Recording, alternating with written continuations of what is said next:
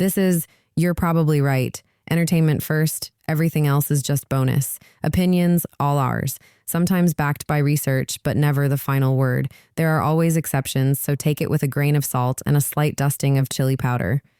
If something in this episode resonates with you or you want to reach out directly, you can email the show at yprpodcast@gmail.com. You can also find the podcast on Facebook. Just search You're Probably Right podcast and the page should come up. And if you are listening somewhere other than Spotify, you can find the show there as well. Just search You're Probably Right and follow the podcast so new episodes show up automatically. All right, let's get into it. Hey, y'all, what's up? This is MCM, and you're listening to You're Probably Right podcast. I got a really good one for you, so I'm going to get right into it. Just remember that all of these episodes are for entertainment purposes only. This is episode number 311. Quite literally, yes. Listen, there's something strange that happens to confident people when they like someone. Now, maybe it doesn't happen to everyone. Yes, there are exceptions, as was just stated. But listen, you can be steady in your career. You can lead conversations. You can walk into a room and you can own it. But when attraction enters the picture, something shifts. You start changing. You start overthinking. You start softening your opinions. You start managing your tone. You start tying up every text perfectly. You start shrinking. And you don't even realize you're doing it. In this episode, I'm going to talk about why that happens, why intimacy can destabilize even strong people, why needing to be chosen can override your self-respect, and why losing yourself doesn't start with weakness, it starts with fear.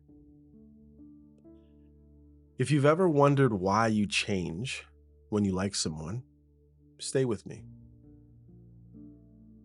So first we'll talk about the pattern you pretend isn't there.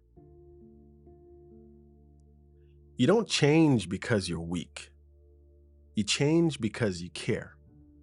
You change because somewhere in your life, you learn that being fully yourself could cost you access. Access to what you say, access to affection, access to intimacy, access to peace. So now, even if you walked into every other room as yourself, when it comes to someone you're attracted to, you start editing. You become strategic. You don't say the joke you wanted to say. You soften the opinion you were going to express. You hold back the correction. You over-explain so you're not misunderstood. You try to make sure there's no friction. And the crazy part is, you don't even feel it happening in real time many times. Sometimes you do, but many times you don't, especially in the important times, unfortunately. It feels like you're just being thoughtful, but you're not being thoughtful. You're being careful. There's a difference. And the difference is where you start losing yourself.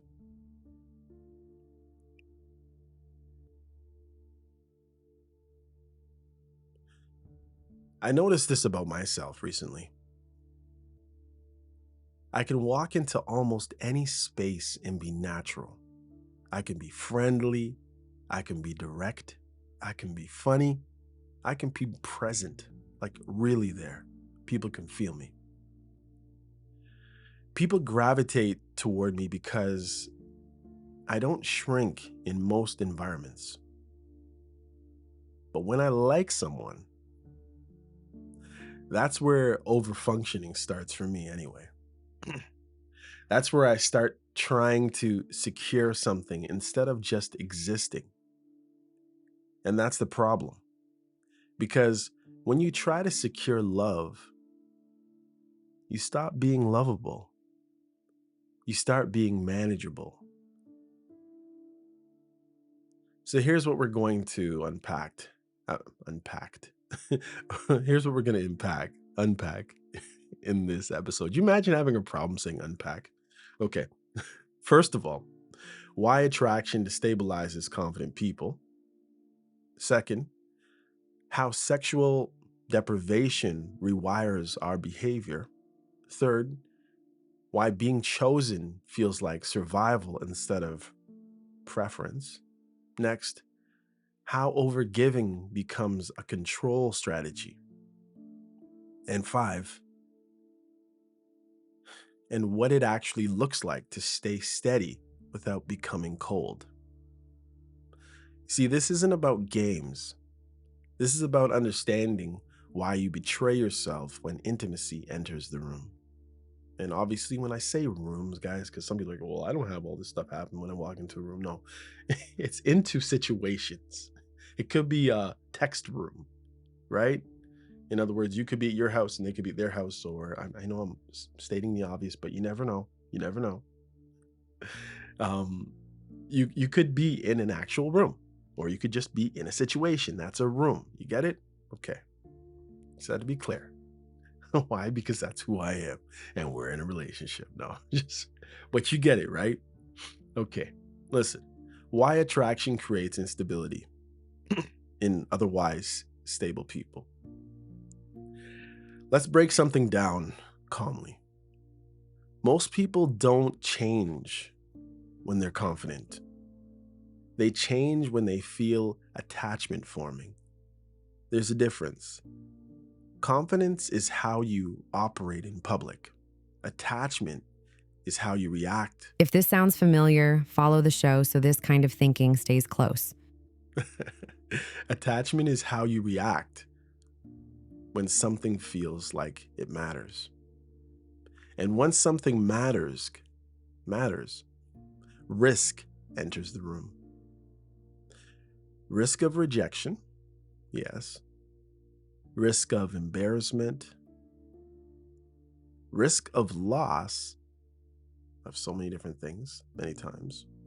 And risk of not being chosen. That's when behavior starts bending. Not because you're fake, because you're trying to protect access.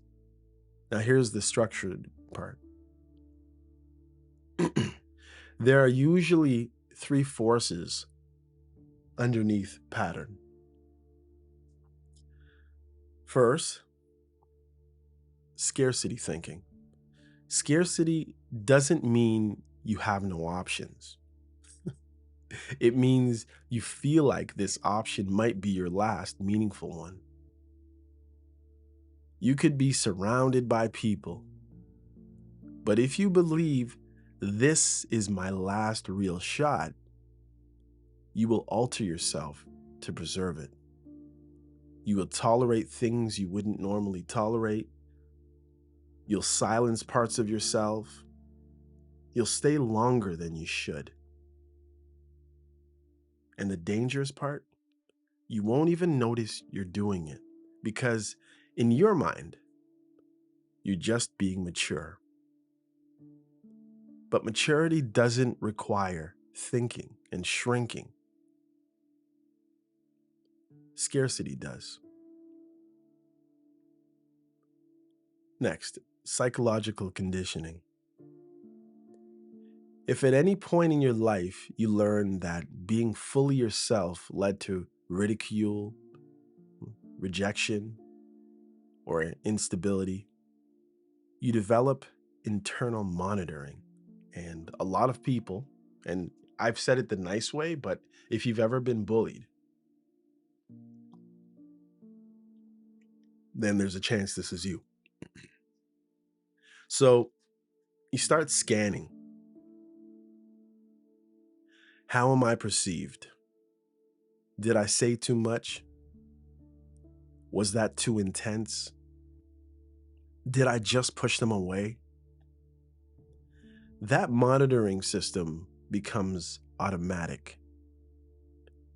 And when you like someone, it gets louder. So Instead of being natural, you start optimizing, and optimizing kills authenticity. You start projecting your voice maybe to more than, maybe you're talking to one person and you end up talking to the whole room. Your voice goes louder, and maybe the person that you're talking to is like, why is this person projecting their voice? We're just having a conversation. I understand there's other people in the room, but why are they projecting their voice for everybody to hear and trying to be funny for everyone? It's just us. And sometimes when you're in that, you don't even realize you're doing it. You realize sometimes you start talking over the person you're talking to, and you're projecting again beyond that person. And the problem when you do that is you're coming off fake a lot of the time.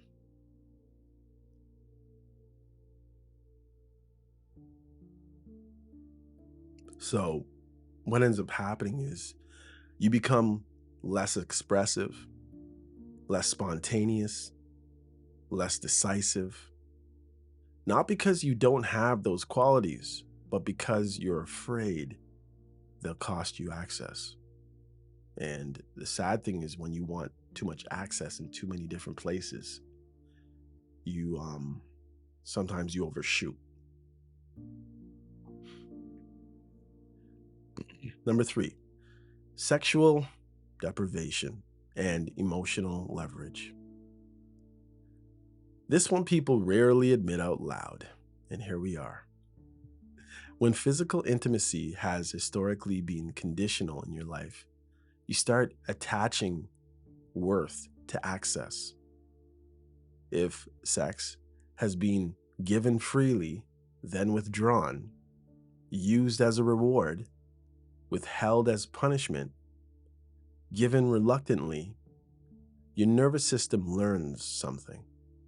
It learns that intimacy must be earned. And once that belief sets in, attraction becomes transactional in your head. Even if the other person isn't consciously doing that, you start adjusting yourself to stay eligible.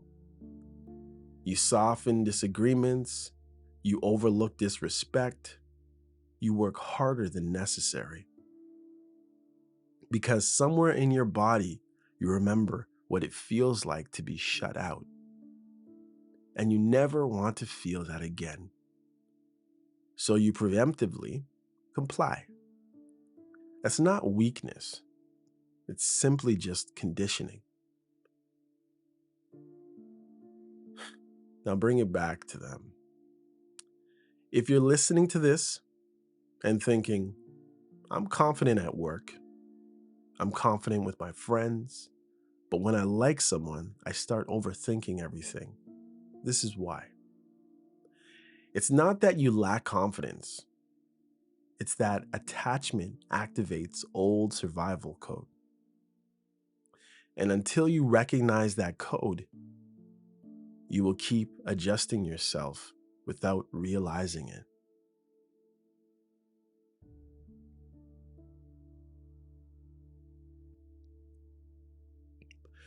So the real question isn't, why do I change?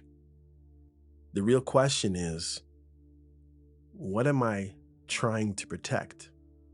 Because that's where the real work actually begins. Attachment, abandonment, and the fear of not being chosen. Now let's go deeper. Because underneath all the behavioral adjustments, underneath the overthinking, underneath the shrinking, there is one core fear: not being chosen.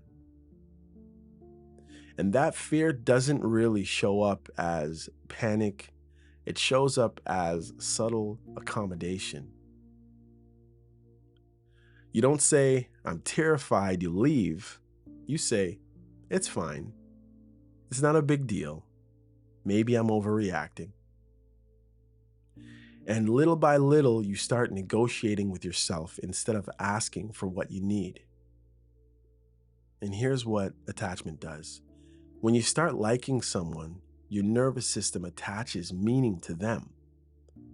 They're no longer just a person. They're no longer just a good-looking girl. They're no longer just a handsome guy. He's no longer just this or that. They become possibility, right? Possibility of stability, possibility of intimacy, possibility of being seen, possibility of being accepted without editing yourself. And when you've had experiences where acceptance was conditional, attachment doesn't feel warm. It feels fragile. So you start acting in ways that preserve that proximity, not authenticity, proximity. You think, if I say this the wrong way, they might pull back. If I show too much frustration, they might shut down. If I don't respond perfectly, I might lose access. So sometimes you try funny ways to not respond. You change subjects. You try to be happy-go-lucky even when you're frustrated.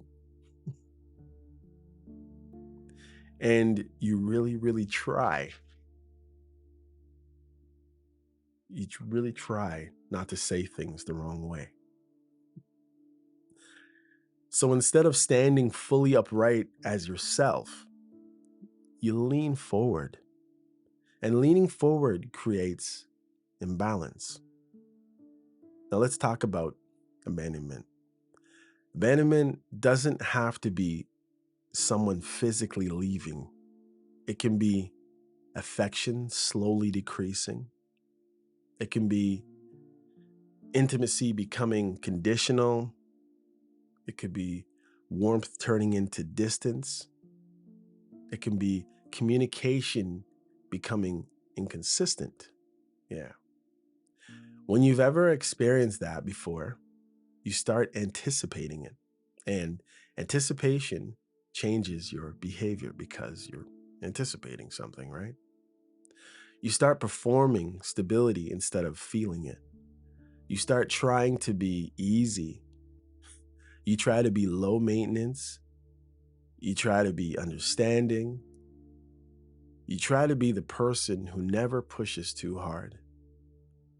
But what you're really doing is shrinking. And here's the painful part. When you shrink to avoid abandonment, you abandon yourself first. No one talks about that really. Because everybody, let's just be nice. Let's just be how you think they want you to be, you know? You think you're protecting the relationship, but you're dissolving your own presence inside. And then, when it eventually destabilizes anyway, you feel twice the pain because you didn't even get to be your full self. Now, tie this directly to what you uncovered when thinking about yourself, if you've been thinking about yourself and the stuff that you do. You realized something critical, hopefully. You don't want chaos. You don't want games. You don't even want dominance, really, even though you think you do at a superficial level. You want peace. You want to be able to walk into a room and take up the space that is naturally yours. Not exaggerated, not reduced, just natural. That's right, natural. But attachment fear makes you negotiate that space. You start thinking, maybe I should tone this down. Maybe I shouldn't joke like that. Maybe I should hold back this opinion. Maybe I should give a little more so they feel secure. And the more you do that, the less magnetic you become.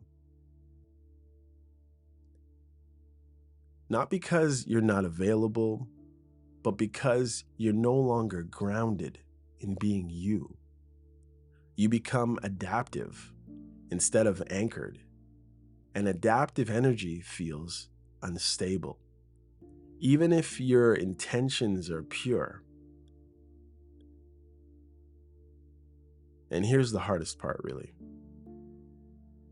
If someone only treats you well when you appear scarce, distant, or emotionally neutral, that's not compatibility.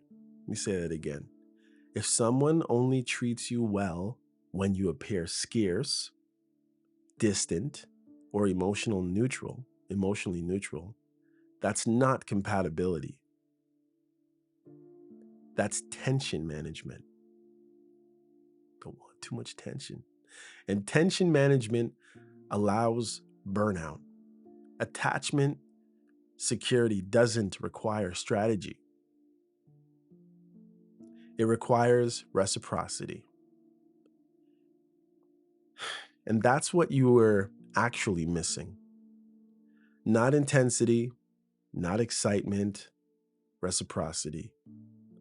The kind where you don't have to monitor yourself, the kind where warmth isn't seasonal, the kind where care doesn't fluctuate based on leverage.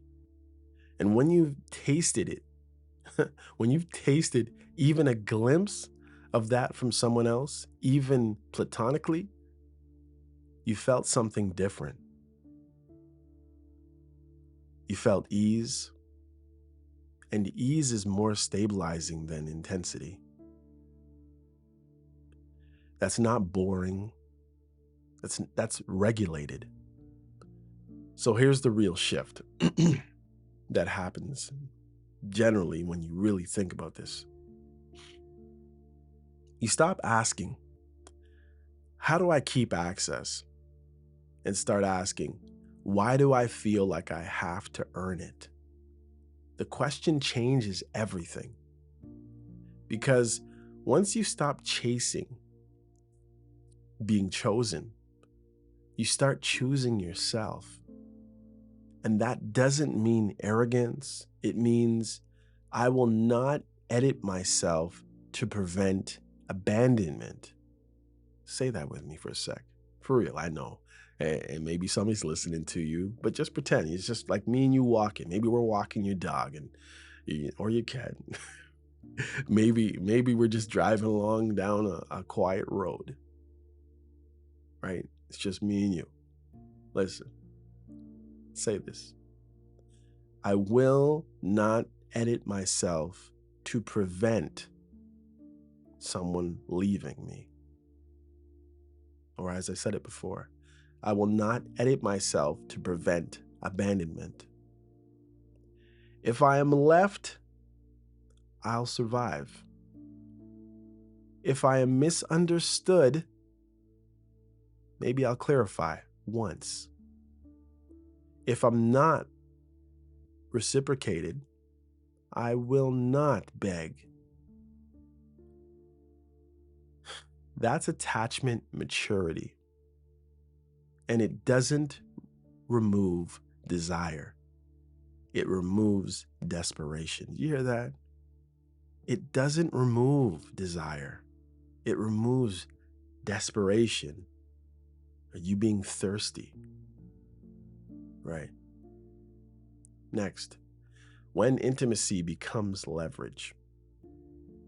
Now we need to talk about something that most people feel but don't articulate properly. When intimacy becomes inconsistent, it stops being connection and starts becoming leverage.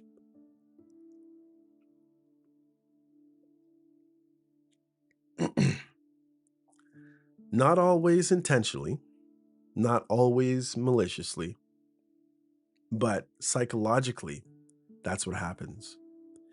If affection, attention, or physical closeness is steady, your nervous system relaxes. If it is inconsistent, your nervous system becomes alert. And alert systems don't bond calmly. They attach anxiously because you're alert. right?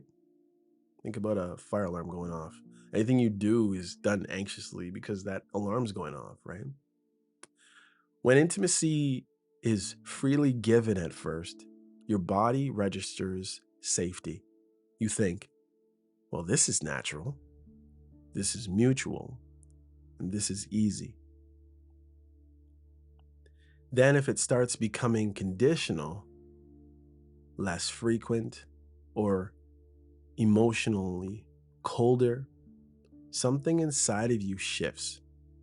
You start trying to solve it.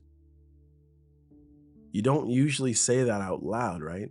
But internally you think, what changed? What did I do? And what can I do differently? And this is all from this one thought. I'm going to go back again. Listen.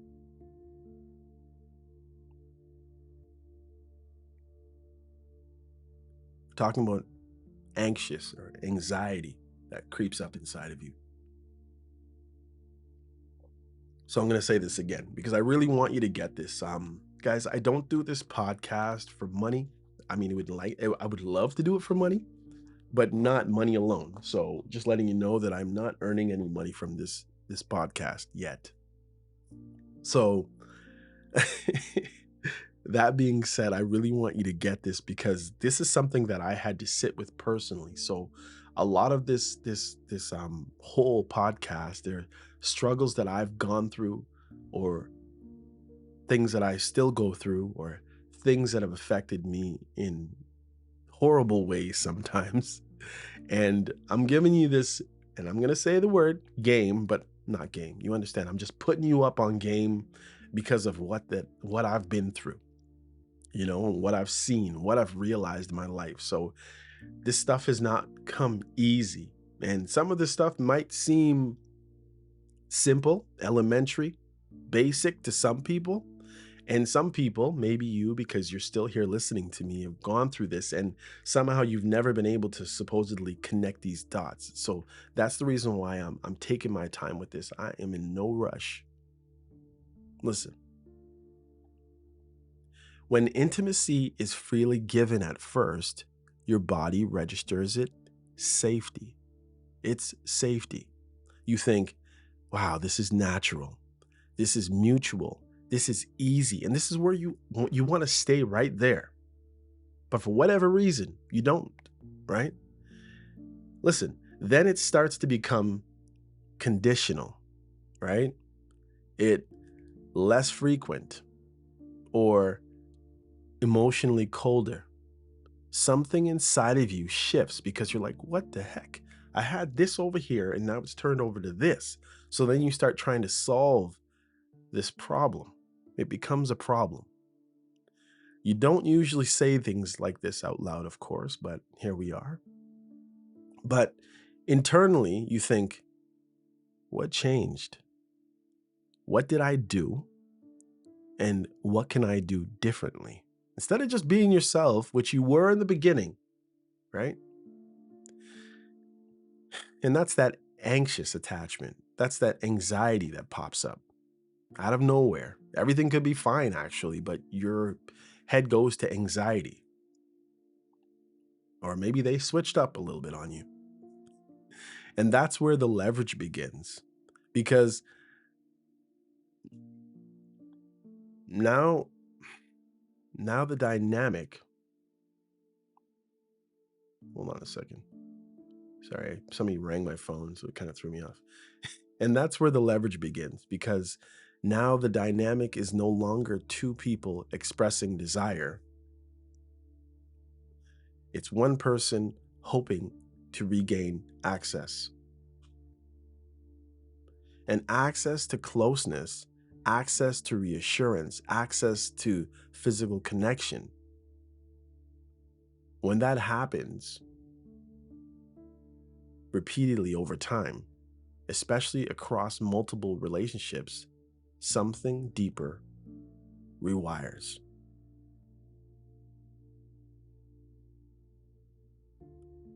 You start associating desire with effort. You start associating intimacy with performance. You start believing that access must be earned. And here's the part that's really hard to admit. When you've had to work hard for intimacy in the past, you don't just want connection, you want restoration. You want the feeling of not having to fight for it. You want the experience of someone being as open towards you as you are towards them. You don't want to be stoic necessarily, right? Like, I know that some of us have learned about this new thing that's an old thing called stoicism, but you want to be able to remain yourself.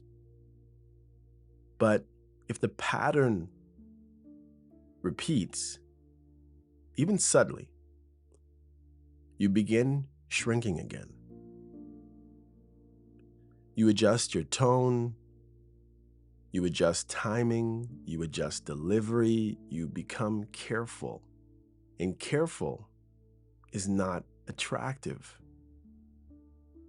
And usually when you do all that stuff, as I said before, the anxiety, you start many times suffering anxiety. You maybe you take medication to calm yourself down. And it's all because you got into this crazy looping pattern of trying to be careful, trying to be attractive when you were attractive to begin with. Careful is survival. And I'm not saying never be careful. That's not what I'm saying. But when you're being careful about being, that's the issue right there. You're not just being, no, you're being careful. Do you understand? You're putting on a mask right there. Now, here's where resentment quickly builds. If you feel like you're giving emotional support, time, presence, humor, attention, maybe even resources, but the thing you deeply desire becomes inconsistent or withdrawn, it's like, what are you doing? You hear that? Like, let's just say, like, honestly, you're giving someone emotional support. You're giving someone time. You're giving someone presence. You're making them laugh. You're paying attention to their needs and them. Maybe even giving resources. Resources could be anything. Could be financial, but you're giving stuff. But the thing you deeply desire for yourself, maybe you don't even need all that stuff for you, but that's the stuff you've been giving. But the thing that you want, whatever that thing is, becomes inconsistent all of a sudden, and it becomes pulled back. You don't just feel disappointed. You feel displaced, and that right there alone can send you on a loop within yourself. Because intimacy, when healthy, is mutual. It's generous. But when it becomes regulated by one person's mood, schedule, or emotional availability, it becomes asymmetrical. And asymmetry breeds instability. You can feel that instability without being able to prove it, which makes it actually worse. Because then you start second guessing yourself and you start overthinking, or at least you say, am I overthinking this? Am I being insecure? Maybe this is normal. Things wear off, right? This is how people are supposed to behave with you. But your body knows. It knows when something is freely given, and it knows when something is rationed. When something is rationed, you unconsciously become smaller. Not weaker, smaller. Why? You're less demanding, smaller, you're less expressive, smaller, less spontaneous, because you don't want to set anything off, right? It's not that you don't have power to set something off, but you try to demand less, right? You try to not say as much as you would normally say because that might tick somebody off. You might try to be less spontaneous, so you become boring. So nobody honestly wants you when you have no desire. And when I say desire, I mean your own, right? When you turn into porridge where you had a little spice before, all of a sudden the spice is gone. You used to, let's do this, let's go there, let's do that, let's try this. Now all of a sudden you're just trying to stay like you're teetering on edge, walking on eggshells, because you don't want to disrupt access. And the funny thing is, you already don't even have the access that you want. It's been already marginalized already. And that's the trap. And when you finally go to get intimacy after working for it, there can be a strange emotional aftertaste. It's not satisfying. And this is why some people do cheat. Because they fight for it, want it, ask for it, desire it, try to get it, can't get it, gotta wait for it. When you get it, it's given kind of half-assedly, haphazard. I don't know. It's just here, have this. You know what I mean? And then it's not, there's no satisfaction in that. There's no fullness. And it's like, you mean I waited and I worked and I begged and I pleaded and I this and I that and I got that? Yeah, in a way that's what I wanted, but that's not how I wanted it. And people can only take so much of that.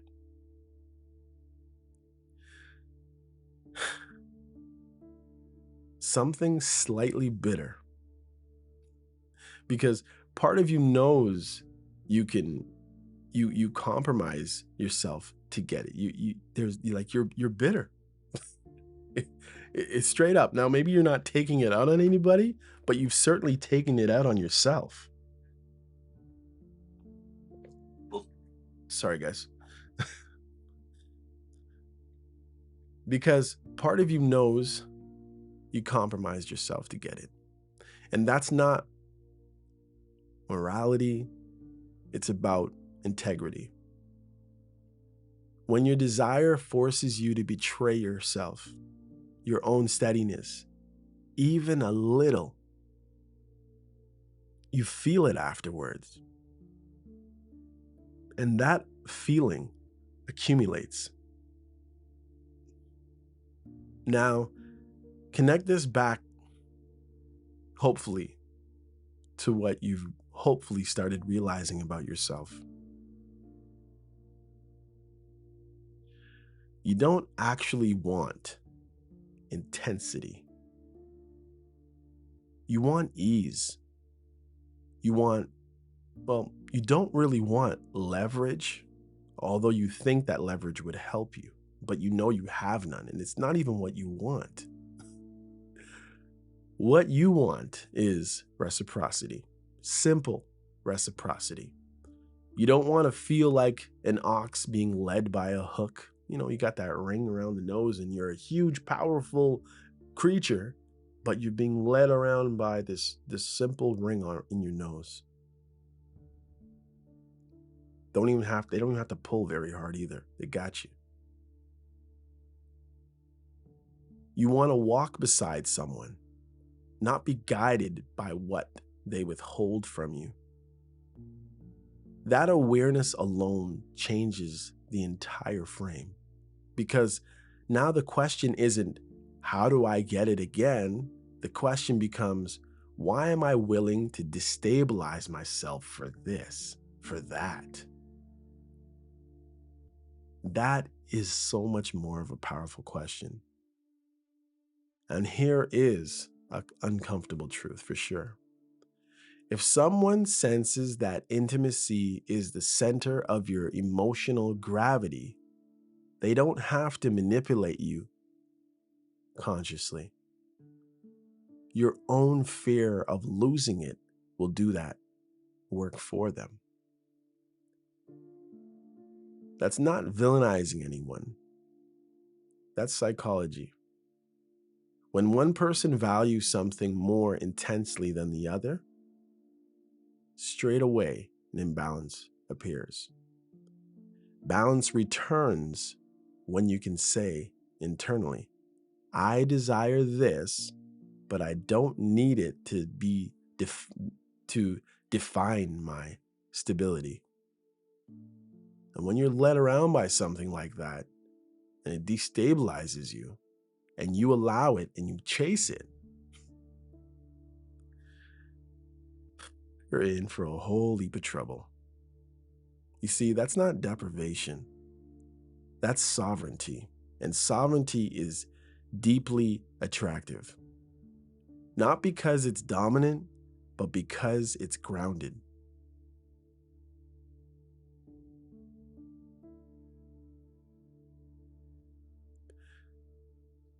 The illusion of scarcity. When you treat every relationship like your last chance. There's a quiet belief that changes everything. It sounds like this. This might be my last real shot. You don't say it out loud, or maybe you say it to your friends. But most of the time we just don't say it. But it sits in the background. And once that belief settles in, your behavior shifts immediately. If it's your last chance, everything changes, right? In your mind, if that's what you have as a mindset. When you believe something is scarce, you protect it differently. You don't negotiate from strength, right? You negotiate from fear. You're not strength-based, fear-based. You start thinking in terms of a window closing. Just think about a window closing. You got, there's something inside that window you want. Maybe it's a pie on the window. But I gotta be careful or I'll knock it off and it'll fall out of my hand, right? Time passing, opportunity shrinking. You start calculating. Can I hold it that way or this way? If I lose this, how many more chances do I realistically have? If I don't adjust, will I end up alone? What if this is it? Scarcity creates urgency. Urgency creates overcorrection. Overcorrection creates shrinking. When you walk into a connection believing it could be your final chance, you don't stand upright. You brace. You monitor. You self-edit. You lower the volume of your own needs because you're afraid the other person will walk. And here's the irony. When you treat someone like they are rare, beyond replacement, you subtly position yourself as replaceable. That's not what you intended, though. But energy reveals hierarchy.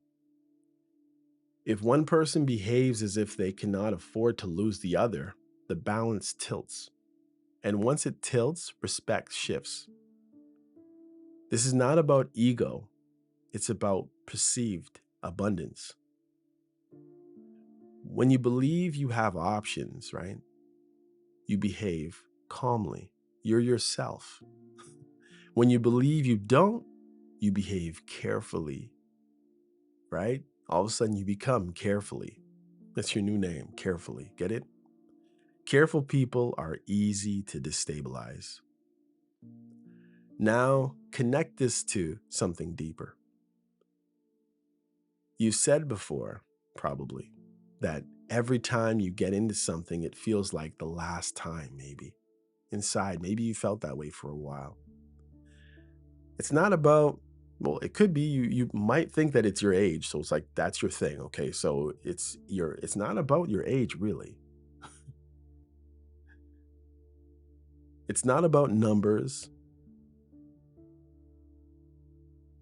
That's about fear of running out. And fear of running out makes you tolerate behaviors you normally wouldn't. You excuse inconsistency, you rationalize when they withdraw, you accept crumbs because crumbs feel better than emptiness. But here's the psychological twist. When you operate from scarcity, you are no longer choosing. You are negotiating survival. How long can you hang on? And survival mode cannot produce peaceful relationships. It produces tension because you're always guarding against loss. And now think about how this plays out. Check it out. In the beginning, you're fully yourself, right? You're confident, you're playful, you're funny, you're present. People gravitate to that. Then attachment forms. Then thoughts creep in. I need this to work. That's when you begin to adjust, right? Not dramatically though, right? Just subtly, just little things. You stop saying certain things, you soften your opinions, you reduce confrontation, you become easier to manage. And even if the other person doesn't consciously intend it, they feel the change. It's like, oh, I got this person. Don't know how it really happened, but here they are in the palm of my hand. And once they feel that change, right, they respond to it. Sometimes by pulling back further from you because they know they got you, right? They were going towards you, but now they're like, oh, which makes you adjust again. And it becomes a loop. Scarcity feeds shrinking, shrinking feeds imbalance, imbalance feeds instability, right? The real problem was never the other person. It was the belief that there wasn't another possible future. When you believe this is your only door, you tolerate drafts coming through it, right? Because it's your only door. If you had options for other doors, maybe you'd grab another door and seal it properly. When you know there are other doors, you don't beg one to stay open, right? And here's something even more important. The more you act like this is your only chance, the less attractive you become to people who value stability. Because stable people are drawn to abundant energy. They want someone who is choosing them freely, not someone clingy quietly. That doesn't mean you become arrogant. It means you remember. You are not rare because someone tolerates you. You are rare because of who you are consistently. And scarcity thinking erodes that consistency. And here's even a deeper layer. Scarcity is often tied to abandoned history or an abandonment history. If you were ever made to feel easily replaceable or not fully chosen or dropped without warning, your nervous system starts scanning for signs of loss. You preemptively adjust to prevent it. You shrink before someone leaves so they have no reason to. But shrinking does not prevent that abandonment. It actually accelerates it because people are not attracted to edited versions of you. They're attracted to the unedited one. Oh, yeah. And the unedited one is the version you were at the beginning. Yeah. The version people gravitated towards in the first place. And then you're thinking, okay, well, I edited myself for this person. You got to think, okay, well, if what you were is what they wanted, and now you're with them and you've edited yourself, and you're wondering, okay, well, nobody else seems to be coming. Well, no, because you've edited yourself and other people see it as well. Sometimes you step into other rooms and you become your unedited self, but a lot of the time it becomes a way of life because you never know when you need to edit yourself. So you just start totally editing yourself everywhere. And then it really does look like you only have one door because you've edited yourself. You're not yourself. And that's why a lot of the time when those situations end and you become yourself, to everybody, all of a sudden you become your vibrant, unedited self again. The version people gravitated towards in the first place. Which brings us to something critical. If you were steady from day 1 to day 100, would the dynamic change? If you refused to self-edit, refused to over-explain, refused to perform access, or perform for access, sorry, would you still be desirable? Or would you lose people faster? Because that question is really important. Let me ask it again. If you were steady from day 1 to day 100, right? Let's just say there's been 100 days. Would the dynamic change? If you refuse to self-edit, refuse to over-explain, refuse to perform for access, would you still be desirable? Or would you lose people faster, right? Would you still be desirable or would you lose people faster? That question reveals something important because if being fully yourself pushes someone away, they were never aligned with you and your full self in the first place. Let me say that again. Because if being your full self pushes someone away, they were never aligned with your full self in the first place. And your full self is who you are. And I think you want to continue being your full self. And losing that is not a loss. I know you think they had this and they had that and they looked this way and but you got to stop looking at the things that surround the person, the little trappings, the little superficial things.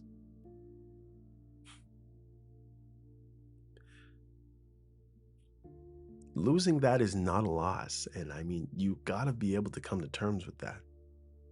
It's filtration. Scarcity makes you fear filtration. Confidence welcomes it. Next, why you're overfunctioning.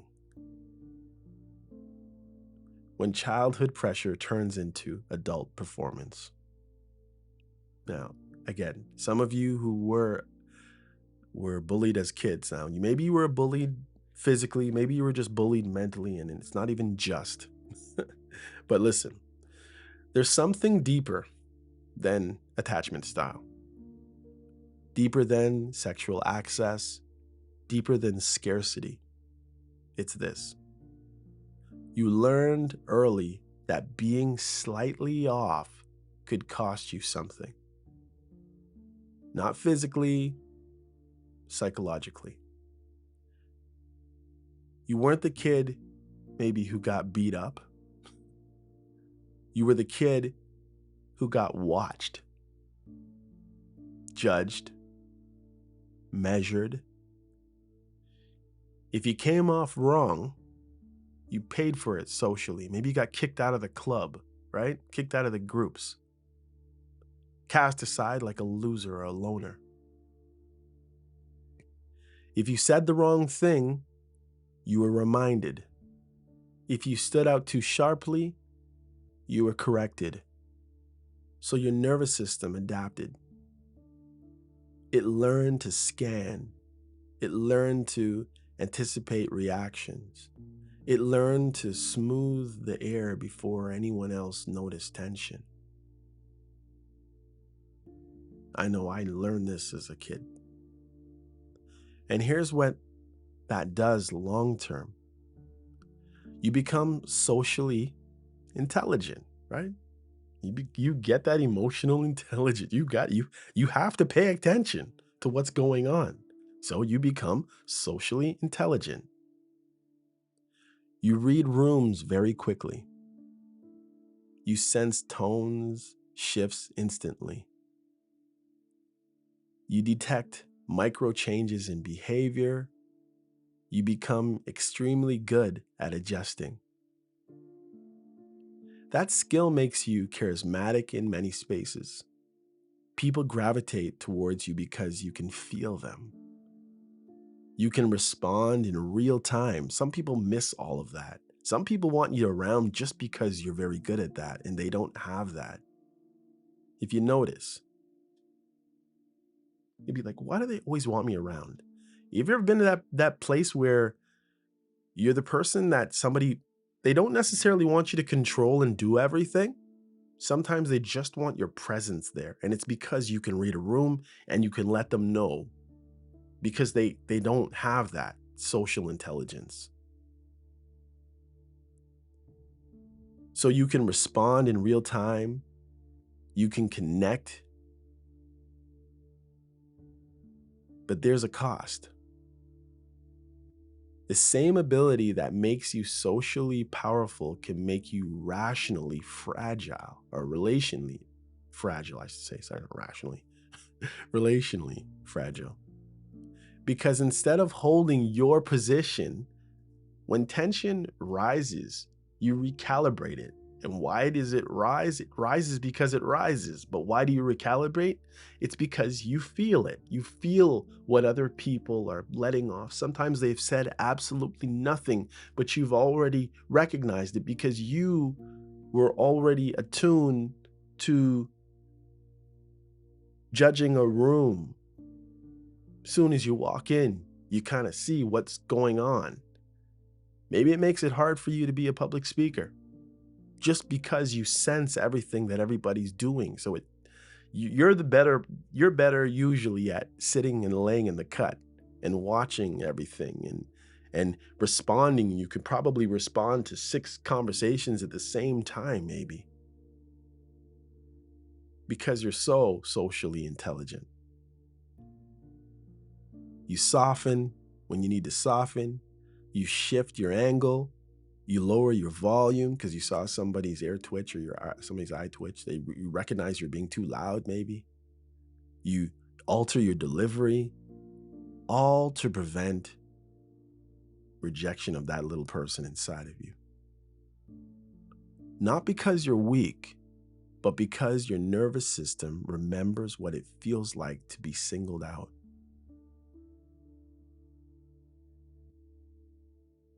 So what happens in relationships? At first, you walk in strong, confident, unedited. That's attractive. Then, the moment you sense distance or disapproval, or emotional withdrawal, your system activates. System activated. You start managing the environment. You explain more, you give more, you over-clarify, you tie up conversations neatly, you make sure nothing is left misunderstood. You try to eliminate every possible reason someone could misjudge you. And that's overfunctioning, my friend. And overfunctioning is what happens when you try to secure belonging by increasing your output. More effort, more reassurance, more availability, more support, more explanations. Yeah, that's you doing all that overfunctioning for other people. You're not doing it to control, though. You're doing it just to stabilize, just to feel right inside. But here's the hidden problem. When one person increases output to maintain the relationship, the other person unconsciously decreases there because why am I going to do it when you're already doing all of these things? Human beings naturally equalize effort. If you handle emotional tension before it fully forms, the other person never has to. If if you apologize first, clarify first, reach first, soften first, you train the dynamic, and slowly, without realizing it, you are the stabilizer. They become the elevator. They go up and they go down. And once that imbalance sets in, respect starts to shift. Not because they're evil, though, because imbalance creates distortion. When someone senses you are afraid to lose them, even subtly, it alters the power dynamic.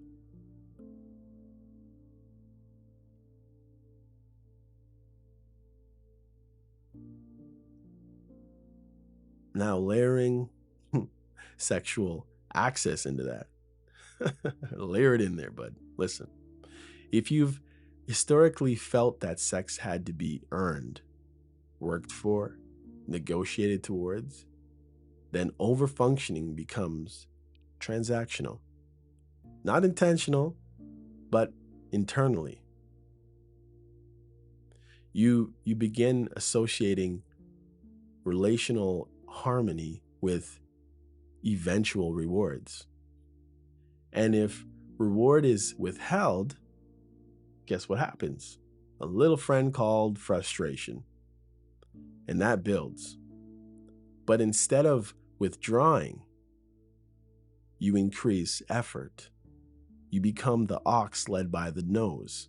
Strong, yes. Capable, yes.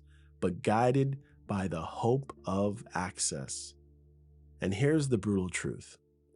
Anytime someone knows what your end game is, they can leverage it. Not always maliciously, but structurally. If your nervous system is screaming, "Don't lose this," and their nervous system is saying, "Let's see," you will always overextend. And the more you overextend, the less secure you feel because you're off balance. Because deep down, you know you're not being chosen freely, you're performing. And performing never feels safe. That's when, even when you get what you want, it doesn't fully satisfy you because you know you had to alter yourself to get it. And rarely ever, when you do get it, does it happen the way you want it to happen anyway. That's the piece that I guess eats up or eats at you later. Eats it. The self-betrayal. Not the rejection, the self-betrayal. You don't hate the other person. You hate that you bent again. Now ask yourself something. What would happen if you didn't overfunction? If someone went cold and you stayed warm but steady? If someone withdrew and you didn't chase? If someone tested you and you didn't explain yourself into exhaustion? Would you lose people? Yes, some. But here's the question that matters more. Would the people who remain be more stable? Absolutely. Overfunctioning protects you from short-term discomfort, and that's why people do it. But it guarantees that long-term instability because you are carrying emotional weight that was never yours to carry. You're being someone else that you're not, and therefore it takes practice and it takes remembering. You can't just naturally be yourself. You got to remember where you altered yourself. And eventually, resentment sets in. That resentment is not about, say, sex, not about money, not about gestures. It's about reciprocity. You don't mind giving. You mind just giving alone, right? You don't mind giving, but you mind giving alone. And overfunctioning creates aloneness inside a relationship. Now, here's the correction. You don't need to become cold, stoic, whatever. You don't need to become distant. You don't need to become silent. You need to become contained for sure. Content and contained. Contained means you show up fully. You speak clearly. You give freely. But you do not chase. You do not over-explain. You do not increase effort to compensate for theirs. You do not shrink to reduce tension. You let silence exist. You let someone else carry their half. And if they don't, you see it earlier. Without burning yourself down trying to fix it. And that's the difference between performing for love and being present for love. One is exhausting and the other is peaceful. Next, when sex becomes the lever, listen to this. There's something most people won't admit about themselves. For some of us, sex is not just pleasure. It's proof. Proof that we're wanted. Proof that we're chosen. Proof that we're not being tolerated. Nobody wants to be tolerated. Deep down. I mean, you might allow being tolerated, but that's not what your deep desire. I deeply desire that someone would tolerate my nonsense. No, you don't. You want someone to open themselves up to your, we want to call it nonsense, freely. You want to be desired. You want to be chosen, right? You want to be wanted. And when that proof becomes inconsistent, something inside starts to unravel. If you ever had sex freely given in the beginning and then slowly rationed, controlled, scheduled, or turned into a reward system, did you take the garbage out? Did you cook dinner? Did you do laundry? Did you fill up my car with gas? Did you bathe and feed the kids and put them in bed? Did you put up that chandelier? Did you iron that suit or dress shirt? You know exactly what I'm talking about. I'm sure you have your own things. At first, it's mutual, right? Exciting, open. Then, gradually, access becomes conditional. And here's where the damage begins. If you are the person who values, say, sexual connection deeply, and the other person starts restricting it, even subtly, we only do it this way. Your nervous system registers that as instability. Not because you're obsessed. People think, oh, you're obsessed. No, you're not. Because intimacy is bonding. It's attachment. It's reassurance. When that attachment mechanism is weaponized against you, even unconsciously, the dynamic changes. You begin negotiating for something that should have just been reciprocal in the first place. And the more you negotiate, the smaller you feel. You find yourself thinking, if I just do this right, if I just behave better, if I just smooth this over, if I just wait it out, eventually it will return to how it was. But it rarely does. What happens instead is you start chasing the early version of what you got, the open version, the generous version, the version that made you feel chosen without effort. And when you finally get access again, it doesn't feel satisfying because you know you had to earn it. You know you had to shrink to get it. You know you had to behave to receive it. And that creates resentment, not towards them, towards yourself, because you compromise something inside to maintain access. And this is where it gets darker. When someone senses that sex is your lever, your vulnerability, your motivator, they don't even need to consciously manipulate you anymore.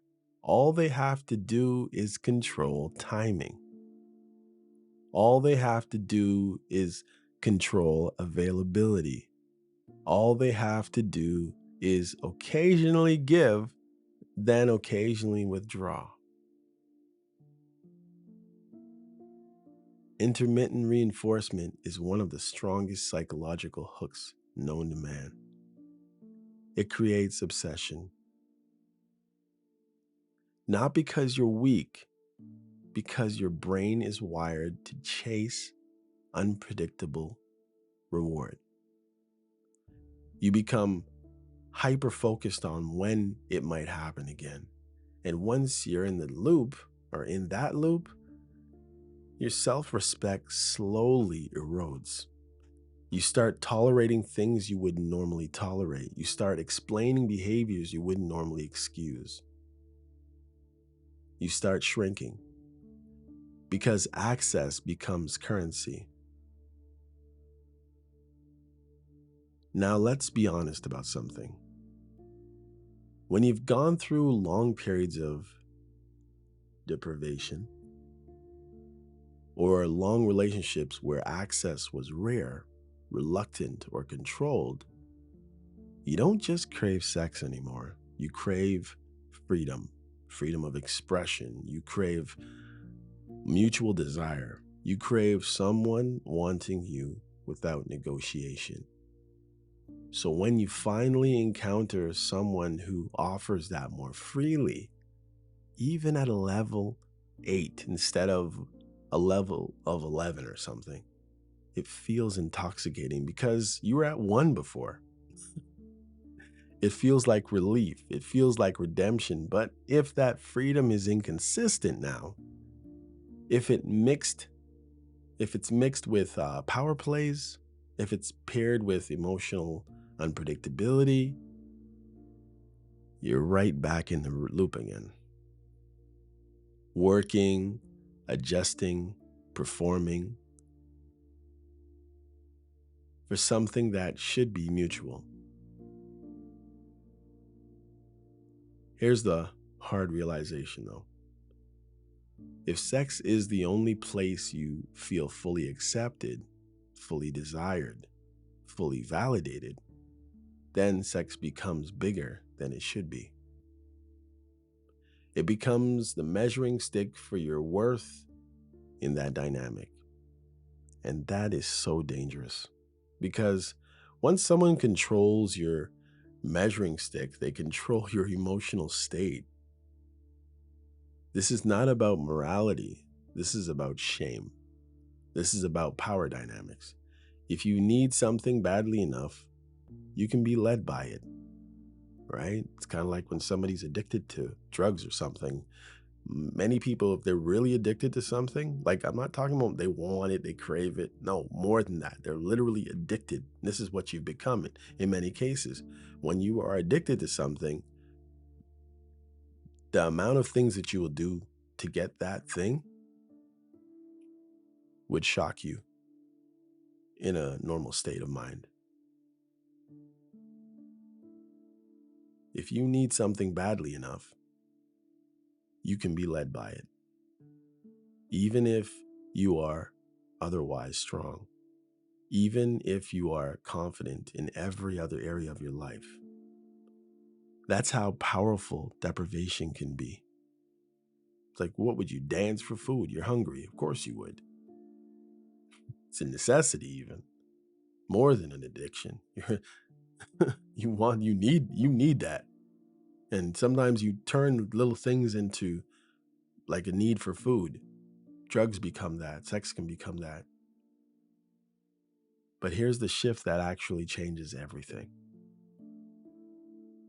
When you stop treating sex as proof of your worth, you start treating it as a byproduct of mutual stability. You regain leverage without becoming manipulative. When you are willing to walk away from access that requires self-betrayal, you are no longer controlled by timing. You are no longer controlled by withholding. You are no longer controlled by hope. You become steady. And steady is powerful. Not loud, not aggressive, not dramatic, just steady. And steady people do not chase intermittent reward. They choose consistency, even if that means less intensity. Because intensity without stability burns you. I think you've probably lived that. You know it. And here's the final piece of this. If you ever find yourself thinking, I'd be fine if it was just sexual, or I'd just take what I want and move on, ask yourself something deeper. Would you really? Or would that old pattern quietly reattach itself? Would access make you feel powerful? Or would it just reopen a loop for you? Be honest. Because this isn't about one person, although you probably feel like it is. It's about the pattern. And once you see that pattern, you can choose differently if you see it. So what actually changes now? This is where most episodes kind of drift into theory. We're not going to do that. You already understand the pattern. You already know how you shrink. You already know how you chase. You already know how you negotiate for access. You already know how you alter yourself when you feel chosen. So this part is simple. What changes? You stop over-offering. No more prepaying emotionally. No more giving before it's earned. No more proving your worth through generosity. Not because you're becoming cold, though, because reciprocity is the standard now. If someone moves toward you, you move towards them. If someone pauses, you don't lunge forward. Hold your frame. If someone withdraws, don't perform. No. Stay where you are. Steady. 2, you stop chasing reassurance through behavior. You don't dress different to compete, act distant to trigger reaction, over joke to reclaim power, pull back to punish, lean in to be rewarded. Don't play those polarity games. You become consistent because consistent people are grounded, and grounded people don't scramble. You don't stop trying to extract meaning from mixed signals. Or you stop trying to extract meaning from mixed signals. Mixed signals are signals. If someone puts their head on your shoulder one day and then disappears the next, that's not a puzzle. That's information. If someone warm or they're warm in person but cold outside of it, in other words, they're warm when you're there and then all of a sudden outside of it, they're cold because you're not there. That's not a mystery. That is capacity. If someone is affectionate but non-committal, that's not romance. That's convenience. When behavior is inconsistent, you stop translating it optimistically. You accept it at face value, what you see and what you get. Not cynically, just accurately. Next, you separate access from self-worth. They're not the same thing. And this one is non-negotiable. Let's just say it's sex, right? If sex happens, it happens because two steady people desire it, not because someone withheld it and then granted it. If intimacy happens, it does not change your posture. It does not earn them leverage. It does not make you chase. If access disappears, you do not collapse. Sorry. Yeah, you definitely know this is not, like, imagine AI could throw in a sneeze. I'm sure it could. Anyways, because your value does not rise and fall based on availability. Your value is your value. That's correction. Next, you expand your world. Trust me, you'll act different. People will see you different when your world is expanding. There's things you got to do, people to see, places to go, things to do. You already, I'm sure, have identified this. When your options are limited, you extract too much from small situationships. Get it? You try to put too much meaning into it because there's not very many things happening, right? You overinvest, you overinterpret, you overattach quickly. When your world expands, pressure decreases. You don't need to squeeze meaning out of every interaction. You don't need one person to carry the weight of everything. You become selective instead of desperate. Not arrogant, just selective. You stop operating like this is your last chance. This is very well could be your hidden operating system. Every connection feels like this might be it. So you adapt, you soften, you negotiate, you bend. Sometimes you bend backwards, over backwards, because losing feels catastrophic. But here's the truth. When you operate like this is your last chance, you guarantee one thing: it won't last, because desperation erodes your posture. Thirstiness erodes your posture. Security now, it attracts. Scarcity chases. So from now on, no one interaction carries the weight of your future. It's just one situation, one interaction, one person. There's 8 billion of us, by the way.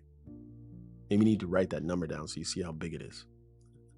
Okay, cut that in half, maybe 4 billion, right? Half guys, half girls, whatever. Anyways, you stay fully yourself. This is the real test.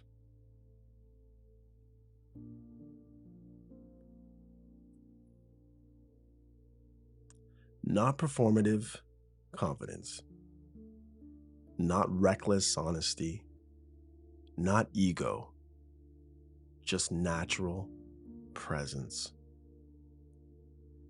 Walk in your own shoes.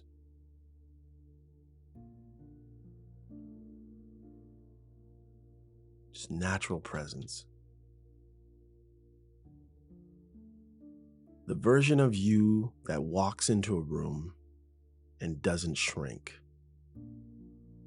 The version of you that jokes and is witty and is kind and is caring, but speaks your mind,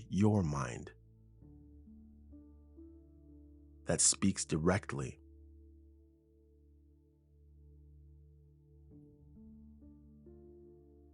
That takes up space without apology, that doesn't over-explain. That person already exists. You just mute that person when attachment anxiety shows up. Now you don't. If someone likes it, good. If someone doesn't, good. Because filtering early is protection.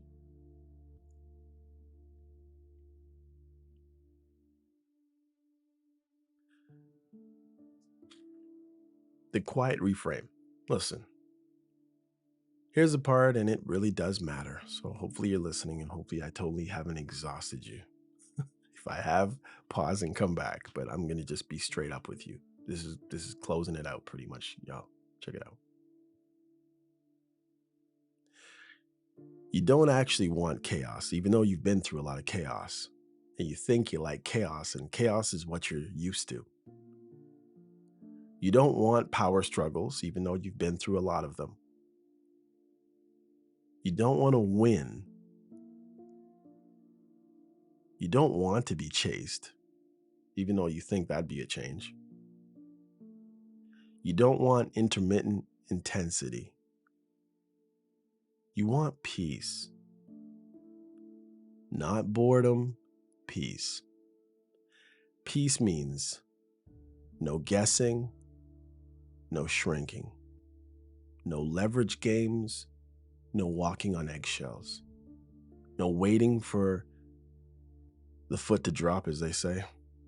Peace means you can fully be you without adjusting. And here's the paradox. When you become steady enough to choose peace over intensity, you become more attractive to stable people and less interesting to chaotic people. Yeah. That's not loss, that's sorting. Did you hear that? When you become steady enough to choose peace over intensity, you become more attractive to stable people. But, yes, less interesting to chaotic, crazy people. And that's not loss. I know you think it is, sometimes it's not. That's just sorting. Yes, you have a choice. You can pick. You don't need to disappear. You don't need to move locations or be around a different set of people and there's a whole bunch of people around you. You don't need revenge. You don't need to prove you're desirable. You just need to stop betraying yourself for access. That's it. If someone warms up, fine. If someone cools off, fine. If someone returns, fine. If someone leaves, fine. Your posture doesn't change. Because the goal is no longer to be chosen at any cost. The goal is to be chosen without shrinking yourself. And if that doesn't happen, you still remain intact. You're not all disheveled and you can't eat for 3 weeks and you can't sleep and you can't do your work and you can't operate. That's the difference.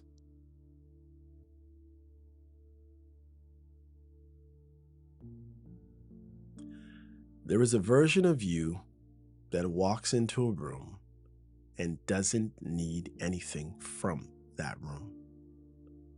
Not validation, not proof, not access, just presence. When you become that version consistently, you stop chasing the feeling of being chosen and you start choosing. And when that happens, you'll realize something quiet but powerful. You were never losing yourself because someone else was stronger. You were losing yourself because you were afraid that this was the last door. It wasn't, and it isn't. Stay steady. That's the whole game.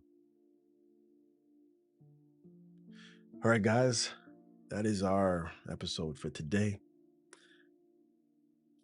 Choose yourself. Be yourself. I realize that sometimes it is hard to just be yourself when you walk into a room. And maybe it's because you were bullied. It's probably because you were bullied. You were also rationed things that should have been automatic, that should have been reciprocal, but they weren't. Don't concern yourself with how much value people think they say you have. Who are they to say? You are not your job. You are not your skin color. You are not your sex as far as sexuality, or you are more. You are you. And you are in the body that you've been given. You need to accept yourself and move forward accordingly. Don't shrink yourself. Don't try to become something that you're not. And of course, this is all natural speaking. There's nothing I haven't put any spiritualism in. I haven't put any Christianity in it. It's just I'm just talking as someone humanly speaking to another human. Things that you've lost, things that you've gone through, things that you've done, things that you've participated in, things that you've allowed happen to you. Some things happened to you and you had no control over, yes. But there were some things that you had control over that you said, okay, I'll take it. Even though that's not what you really want. It wasn't your heart's desire. Anyhow, y'all, I'm just riffing. Anyhow, till next time, please support the show if you can, in any way that you can. I would really appreciate it. Take care. This is MCM signing off. Peace out. Jeez.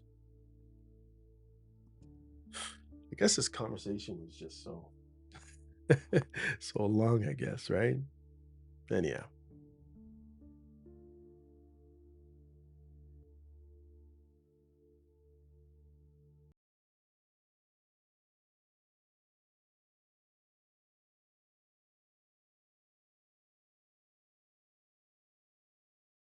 Hey, come check out You Probably Right podcast.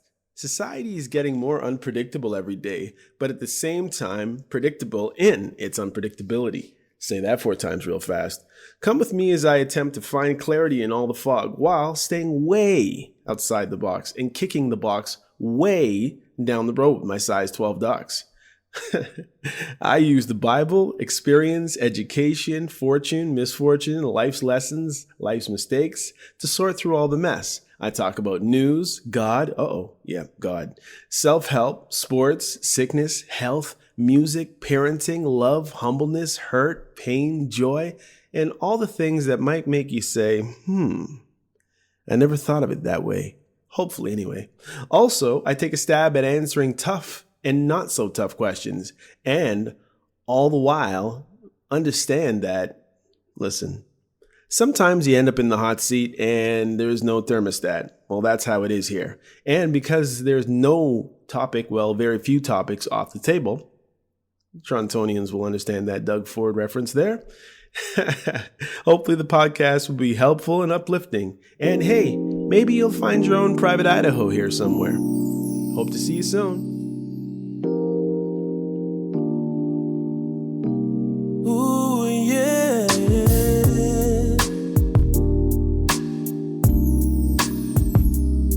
Listen.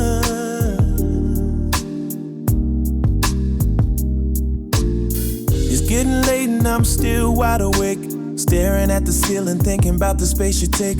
One day you're here, next day you're gone, and I'm just trying to understand where we went wrong.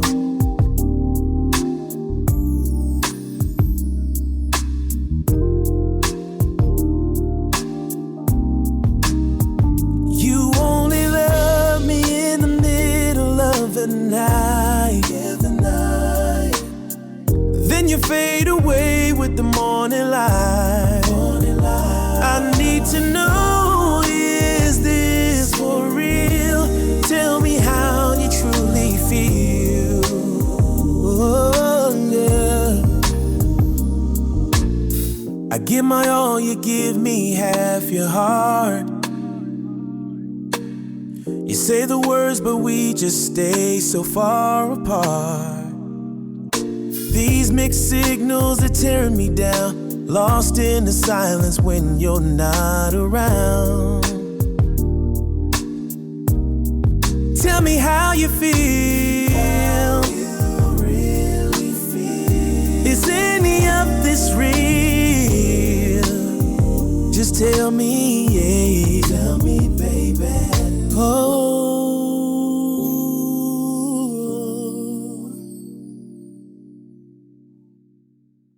You only love me in the middle of the night. Then you fade away with the morning light. I need to know, is this for real? Tell me how you truly feel. Oh, yeah.